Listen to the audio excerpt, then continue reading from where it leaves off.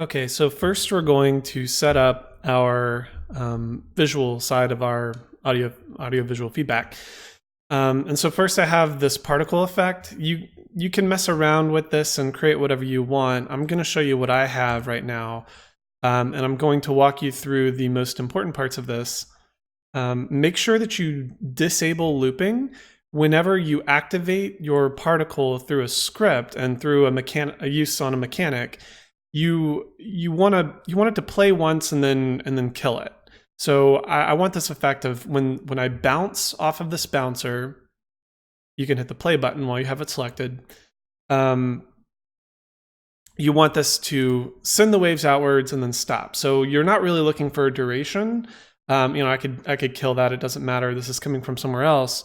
But you don't want this to loop over and over again. You just want it to play this one time. So make sure that you turn off looping. Also, make sure that you turn off play on awake. If you have it on play on awake, it's just going to trigger once as soon as we play the game. But that's not really what we want. We don't want it to trigger. We want to tell it when to trigger. So make sure that both of those are off. You can set some random values, between two different amounts for well, not lifetime. That's not going to matter. But say start speed. You want it to to start anywhere between 10 and 30 would be an example. You can randomize the size to be between 0.05 and 0.5, which is another thing I did. You can have different colors, right? Like it's a gradient between this more purpley and this light purple. Let me see what else here. Another thing I did is I changed the shape from, it defaults to cone, but I actually changed that to hemisphere. It will just give me a wider range. It'll shoot outward, kind of like a bomb burst and a half globe. Cone would be fine too, but that's going to shoot mostly upwards. It's good for, say, a shotgun blast or something like that. But hemisphere was closer to what I wanted. I would want to put this inside of here and then bounce all throughout.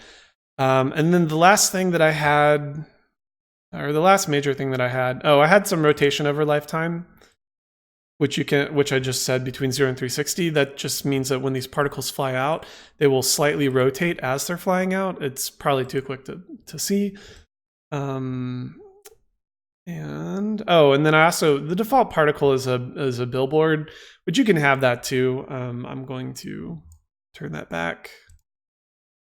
You could also do this if you wanted, but I don't know. I like this effect of these hard edges sprites, or you can also do the line renderer. Anyways, do whatever you like there, and then the last thing, and probably the most important thing, is under emission. Instead of doing a rate over time, I actually killed that and added a burst, and then you can put the number of particles you want in your burst. So if I wanted more, I could put 50. See how that's even more. And let's say that that's fine. But what burst is going to do is that will override the duration and just say, I want a one-time shoot everything out all at once. So like an explosion, things like that, it's good for a burst. So I just added one here, changed the count to 50, and that's all I did. So actually, I'll keep this video separate as for setting up your particle, and then in the next video, I will tell you how to script that.